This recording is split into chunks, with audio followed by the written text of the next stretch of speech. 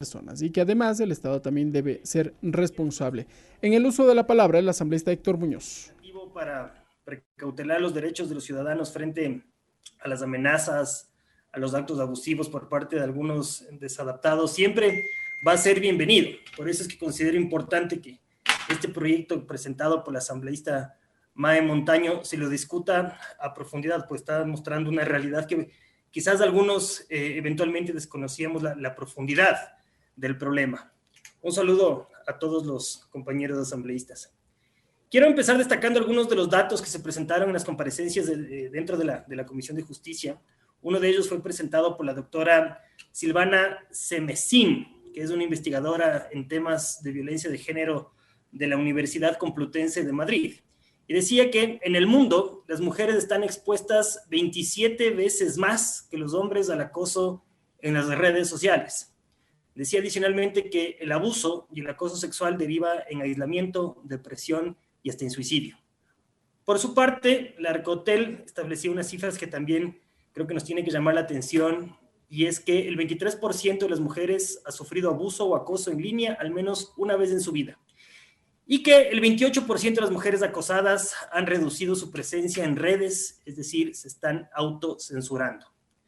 La verdad, presidente y colegas, es que si es que estas cifras no nos conmueven, si es que estas cifras no nos incomodan, o si es que no nos asusta la realidad que estamos viviendo en el país, yo les podría decir con sinceridad que simplemente hemos fracasado como representantes de los ciudadanos que nos eligieron.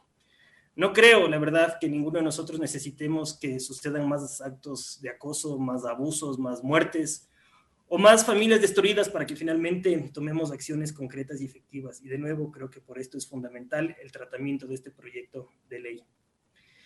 En nuestro país, si nosotros revisamos las estadísticas oficiales, determinan que el 84% de los delitos sexuales se cometen en el entorno familiar.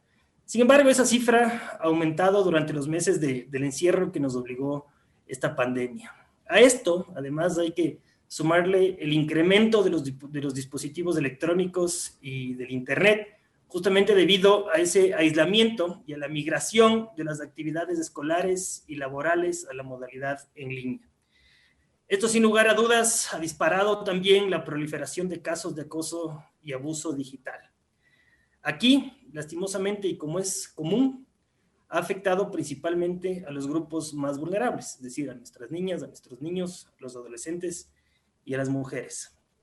Presidente y compañeros, amigos asambleístas, dentro de las comparecencias, las investigaciones y las observaciones que se dieron tanto por los diferentes colegas como por los organismos especializados en este tipo de asuntos, se determinó o se evidenció lamentablemente que nuestra sociedad ecuatoriana ha normalizado la violencia contra la mujer, y esto trae su consecuente negación del problema, lo cual es absolutamente preocupante.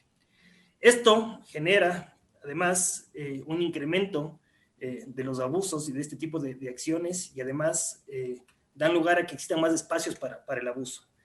Aquí quiero ser muy claro, nadie discute la necesidad, nadie discute el aporte que brinda la tecnología a las sociedades hoy por hoy. Sin embargo, cuando estos canales digitales son utilizados por personas sin escrúpulos, el acoso facilita, y principalmente se facilita por dos circunstancias. Primero, porque el carácter anónimo que permiten ciertas plataformas a sus usuarios, y la otra es por la capacidad de exposición que llega a tener el usuario. Sin embargo, lo más preocupante con todo esto es que además la ciudadanía no conoce cuáles son los derechos en función de la protección de la información y de la intimidad. Por lo tanto, son mínimas las denuncias que se presentan sobre estos casos. Esto, como le dije, da como resultado la autocensura, la culpabilización a la víctima, la anulación de su voluntad y, por ende, un incremento de los casos de depresión que pueden ocasionar suicidios. Por todo lo señalado, presidente, creo que es imperante que existan además campañas de difusión nacional para que se conozcan cuáles son los derechos, las responsabilidades, cuáles son los canales de denuncia y cuáles son todas las herramientas que se pueden acceder o que podrían acceder a estos grupos vulnerables para contrarrestar y llegar quizás a disminuir un poco estos delitos digitales.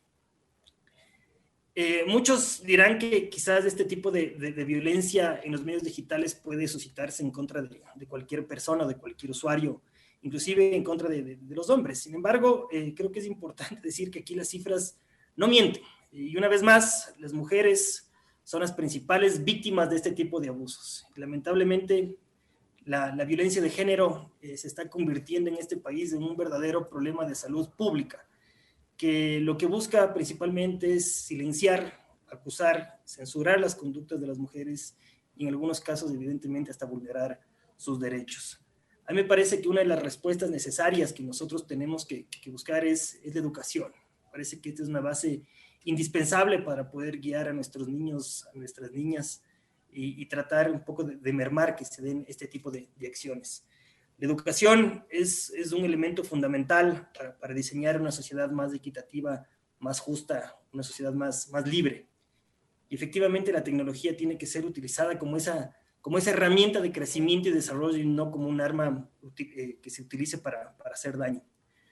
Finalmente, presidente y colegas, quiero hacer un comentario absolutamente personal sobre algunas intervenciones que escuché la anterior semana en una ley sobre los derechos de las mujeres. Me parece que siempre que estamos abordando este tipo de problemática, yo creo que lo lógico es siempre tratar de trabajar desde la argumentación técnica, desde la argumentación sobre la realidad de las cifras, sobre las estadísticas, sobre un conocimiento profundo de los derechos humanos y cuáles son justamente esas amenazas que tienen los grupos vulnerables. Creo que deberíamos bastante, apartarnos de esa ideología ciega, de esa ideología sesgada, que yo creo que hasta hoy sigue siendo para nosotros lo que nos hemos encontrado de este Parlamento como un limitante para hacer un trabajo efectivo, para alcanzar normas que realmente amparen y reconozcan a los derechos de los niños, a los derechos de las niñas, a los derechos de las adolescentes, de las mujeres y de todos los grupos vulnerables en el Ecuador. Creo que es necesario comprender que erradicar de forma absoluta la violencia de género es una tarea titánica, es una tarea muy difícil. Sin embargo, lo que sí podemos hacer es erradicar la normalización de la violencia de género, ya que yo creo que esto es un factor primordial para crecer culturalmente y para empezar a construir un mejor país. Muchas gracias, presidente. Un saludo a todos.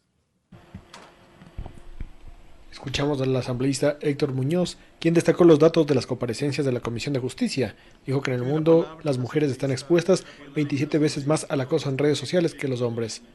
Vamos a escuchar ahora al asambleísta Henry Cucalón, representante de la provincia del Guayas por el Partido Social Cristiano. Así lo ha dado la orden el